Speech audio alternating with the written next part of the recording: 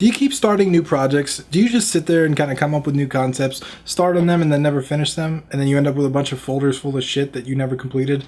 I do, and I'm going to show you how I got over this and some things that you can do to kind of combat it coming up.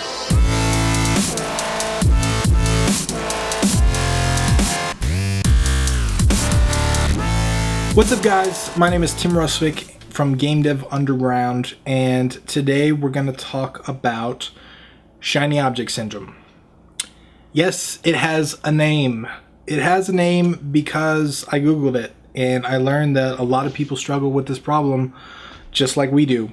And that's the problem of just constantly getting distracted with different things. Like, you come up with a new idea, it's a new shiny object, you go on to that, you leave the old one behind, and then that cycle repeats, and you end up doing the same thing over and over again. I, unfortunately, have been the victim of this far too often.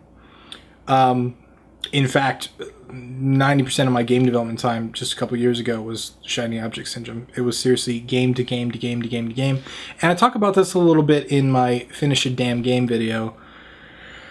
But yeah, man, it's a struggle, especially for game developers, because we tend to be super creative. We want to build stuff. We like that thrill of building new things, starting out doing that. At least I do. And it's addicting, and you gotta be careful, because that feeling of amazing possibility and beautiful development and awesome stuff that you can do in the beginning is really motivating. It's really fun to work on. And if you get addicted to that feeling and you keep starting new projects, you're never going to get anywhere. And believe it or not, all of the great artists in the world are the ones that have completed stuff, the ones that have gotten their stuff out there. There are so many people that if you saw their finished projects that never happened, your jaw would drop on the floor. But unfortunately, we don't know who those people are because they never finished projects. So if you want to be one of the greats, you got to finish your project, which means you got to get past shiny object syndrome. So how do you get past shiny object syndrome? I think there are two primary ways that you get back past shiny object syndrome. And the first one is going to sound super simple, because it is super simple, and it seems like something that's super obvious, yet a lot of people don't really put this in action. And I don't know why, because it's probably the best way to get over shiny object syndrome. And that's just to commit to the damn project. Again, this is something I talk about in Finish a Damn Game, because you need to finish a damn game, okay? If you keep jumping from project to project, you're not going to finish anything. So I recommend that you commit to a project. I wrote an article a while ago called How to Succeed by Quitting. It talked about zombie projects. Basically, the projects that we don't officially quit, but we move on to other projects, and then those kind of projects just kind of stay around. Like, we're technically still working on them in development, but we haven't really touched them in a few months. I recommend consciously making the point to quit those projects. To say, hey, this project I quit. This project is done. This project is not in progress at this point in time. And this project is in progress at this time. Everything else that I've developed up to this point, I quit right now. But I'm only working on this one, and you got to commit to that project. And you got to make sure that no matter what you do, you're going to get that project done. Everything else is permanently quit, or it's on hold until you get this project done. It's not easy. It's not easy to do, and I know I'm making it sound like it is, but it's not. And I know because I've had to do it. And it's still something I struggle with, it's still something I go through. There are two primary games in my life right now, that the bigger projects that I'm working on. One is called Black Rim, one is called Philophobia. And as much as I want to work on Black Rim, because it is a procedurally generated space game, which I love to play those kind of games like FTL and Out There and those kind of games.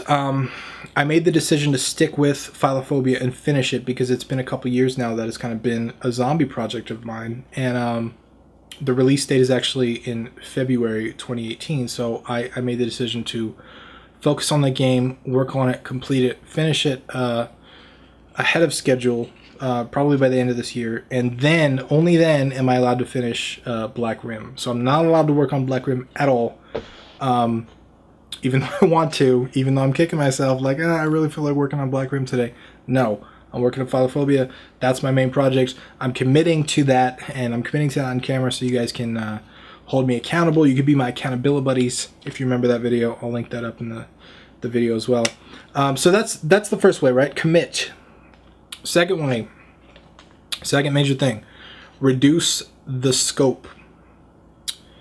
If you keep starting new projects, one of the main reasons that you're doing that, one is because you have shiny object syndrome, but another reason that you're doing that is because the projects that you're starting are too big.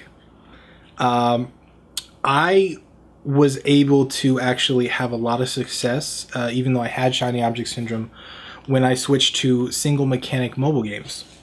So for me, like, I would start these big platformer projects, right? Like I always wanted to create a storytelling platformer, like a platformer that really had in-depth story and like was beautifully crafted, and it told this very emotional story.